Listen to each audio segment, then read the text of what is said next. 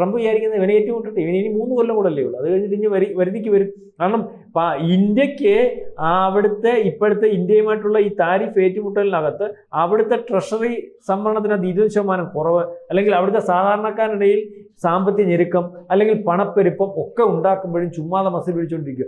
ഈ ബന്ധം കഴിഞ്ഞ ദിവസം ആ ബന്ധം പുനഃസ്ഥാപിക്കാൻ വീണ്ടും ഇയാൾ വന്നുകൊണ്ടിരിക്കും. ഇവന് തലയ്ക്ക് പട്ടാമെന്നുള്ള കാര്യത്തെപ്പറ്റി ഇപ്പോൾ ലോകം മൊത്തം ചർച്ച ചെയ്തുകൊണ്ടിരിക്കുക ട്രംപിന്. അപ്പം ഈ ശരിക്കും പറഞ്ഞാൽ ഇന്ത്യയുമായിട്ടുള്ള ബന്ധം മൈ ഫ്രണ്ട് എന്ന് പറയുമ്പോഴും ഇന്ത്യയെ കുരുക്കുന്നതിന് വേണ്ടി, അല്ലെങ്കിൽ ഇന്ത്യയുമായിട്ടുള്ള ബന്ധം നല്ലതല്ലാതെ കൊണ്ടുപോകുന്നതിന് വേണ്ടിയുള്ള ഒരു ശ്രമമാണ്.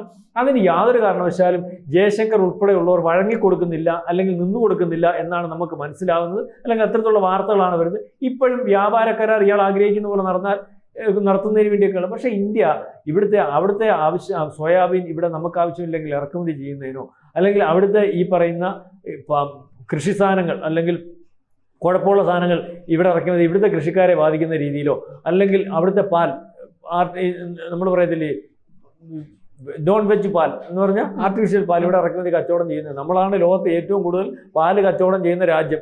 9 കോടി ക്ഷീര കർഷകരുണ്ട്. ഇതാക്കുന്നതിന് വേണ്ടി മോദി വളരെ പണിപ്പെട്ട് വളരെ കൂടുതൽ ആനുകൂല്യം കൊടുത്ത് അവിടോട്ടാണ് ഇവൻ്റെ ആർട്ടിഫിഷ്യൽ പാൽ ഇറക്കാൻ വരുന്നത്. മനസ്സിലായി? ഇവിടെ ഇന്ത്യയുടെ സംസ്കാരം അനുസരിച്ച് ഈ പൂജയ്ക്കും മറ്റു കാര്യങ്ങൾക്കും ഒക്കെ ഈ നെയ്യും പാലും ഇവിടുത്തെയാണ് ഉപയോഗിക്കുന്നത്. ഇത് ആർട്ടിഫിഷ്യലായിട്ടുള്ള നോൺ വെജ് ആയിട്ടുള്ള പാൽ ഉപയോഗിക്കാൻ പറ്റുമോ? അപ്പോൾ അത് നടക്കത്തില്ലെന്ന് പറഞ്ഞിട്ടുണ്ട്.